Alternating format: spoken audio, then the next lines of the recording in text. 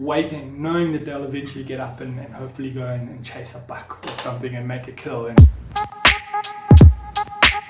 This is officially our 20th episode, and when I shifted the structure of these vlogs from daily to 3 times per week, I'm not gonna lie, I was super apprehensive. But to see the support flow in the way it has is incredibly humbling. Thank you guys so much. I am still grinding out the workouts at home, and I managed to get in 2 sessions over the past 2 days without missing a single day. To see how I received the previous episode with Seyms makes me ecstatic because I have more insight in the chamber for you guys. What is one thing that people think about photography that is actually completely wrong? Especially wildlife photography. They think we go to a reserve and just sit with all these lions and cheetahs and leopards and just come back with all of these award-winning photos. Yes, sometimes you can get really lucky and you go and you have these awesome sightings. Generally a portfolio is years worth of work. I've been to the Kalahari many times. I've often come back with no lion photos. Didn't even see a lion and I stayed there a week. So it's graft. You've just got to go back to the same places over and over again. Normally you have a little bit of luck and just have nature show itself to you and you might get this awesome opportunity. But a portfolio is really a lot of work that's been put together. A lot of trips, a lot of kilometers, also a lot of sweat sitting in the sun for 2-3 hours. Sometimes you have to be patient. What should photographers stop doing immediately to improve their careers? They should stop not teaching anymore. I think photographers get to a certain level where they've got a couple of thousand followers on Instagram, Facebook, whatever it might be, and they stop teaching. They actually stop telling people this is how I took my photo, why I took my photo, this is why I positioned the animal on the side of the photo and not on that side. I think a lot of famous photographers have stopped teaching. But look at me. I started photography because someone was teaching me and they critiqued my photos the whole time. They always said, don't do this, try that. And yes, over the years you build your own creative flair and your own ideas. But I had someone that wasn't scared to tell me that my picture was not good, but with a reason. I do believe that. I think a lot of these top photographers need to just take a step back and start teaching again. This is why I took this photo. This is how I took it. And these are the settings that I use. And this is also how I edited in Photoshop with a reason behind it. Especially with so many new photographers out there in the market, they're eager to learn. And I saw a gap, and that's why I started a new page also called Wildlife Critique, where people can tag me in and I give them honest advice and critique on their photo, even if it offends them. Ultimately, because that's how I learned, and I believe that's how you will learn, especially if you're new to the game. If you have yet to subscribe, be sure to hit that button down below. Remember, new vlogs will be dropping every Monday, every Wednesday, and every Friday. What is one thing that you've learned through photography that you never expected you would? Respect for the background work in all of our big game parks, or game ranges, conservation companies that do all this incredible work. And if that work wasn't done, we would not be able to go to the Kruger Park or the Masai Mara or the Serengeti or whatever it might be to go and take these amazing photos, because animals would be poached out. They're already being poached at alarming rates. Second thing that I've learned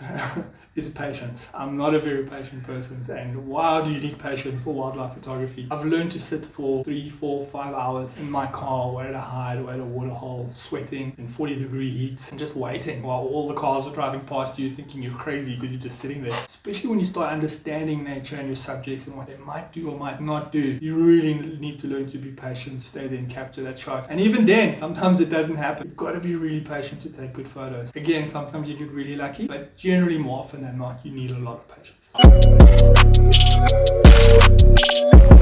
Yo, today's question comes in from MattRossVlogs, and it says, what are your goals for 2020? My goals for 2020 are going to be the same as for 2030, the same as for 2045, the same for the rest of my life. They are 2 things: travel the world and inspire you to do the shit that you love. Now, because of the coronavirus and everybody being in lockdown, I will not be doing as much traveling as I would like to. Hopefully when things ease up later in this year, fingers crossed, I will be able to travel more. And so I'm taking all the time, energy and effort that I can, and I'm reaching out to experts, as you will have seen in these vlogs, to give you insight on the next steps you can take to push your goals forward. Okay, I'm not gonna BS you guys. Of course I do have smaller step up goals, like I want to reach 1,000 subscribers, I'd like to hit 10,000 followers on Instagram, all those kind of things, but I don't really keep that in the foreground of my mind. I know that as long as I'm always focusing on my 2 macro goals, that all those smaller things will fall into place.